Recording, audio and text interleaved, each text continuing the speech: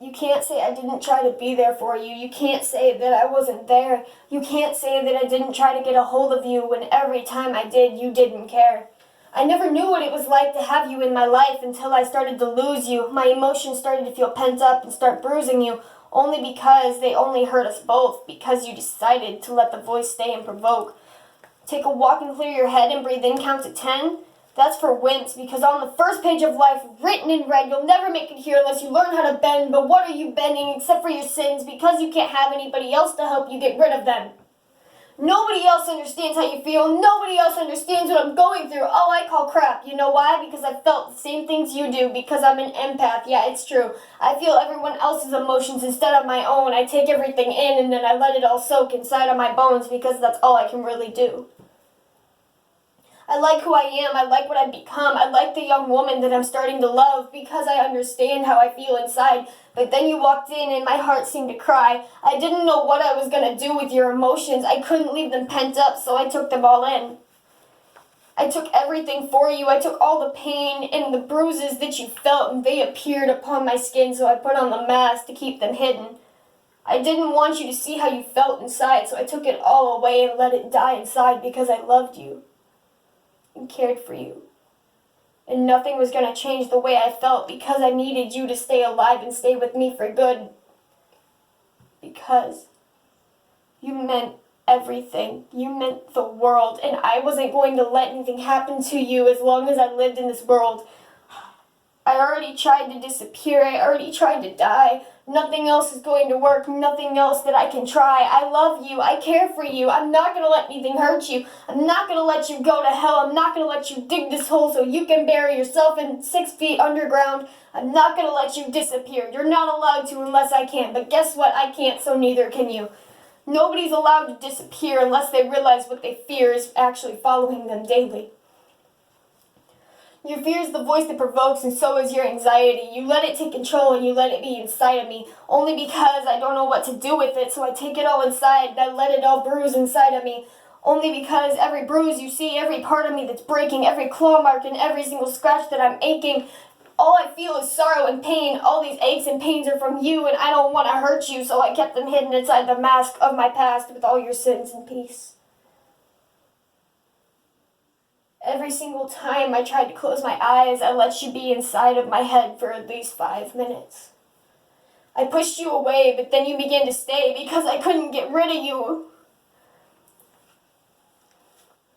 I drew the semicolon butterfly so I could feel okay inside, but I really don't because you began to choke and I didn't know what to say to you, so I let you walk away because you pushed me away and I didn't come back.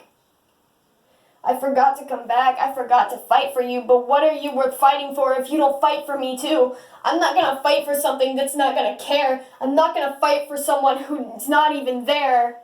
If you were there, I would be there for you. If you were there, then I would love you for it, but you're not even here, so why do you care? Why do you stay if you're not even there? If you're not happy, then leave, but that's all you did. You left without saying goodbye, and that's it. But the only thing you will never hear me say to anyone is goodbye, because if I say the words goodbye, then I will begin to die inside, and why would I say something that's going to kill me inside? I love the person I've become. I love the girl that I'm starting to see in the mirror every day when I wake up, and it's only me. You walked away, you walked out, you let it be without a doubt, and you know what? It didn't matter. I let you be, I let you go, I didn't even begin to choke. I watched you leave because I let it be, because it wasn't right for me to have a guy or a girl in my life that was toxic to me. I loved you enough, I let you go. I didn't know when I was going to choke, because if I choked, then I would realize that I was beginning to break inside and every part of me would die. Then I realized that I can't disappear and neither can you, so why are we still trying? Your fears, your anxieties, the voice that provokes, take a walk and clear your head. No, you can't even do that. You know why? Because your anxiety says, here, do this and you'll feel better again.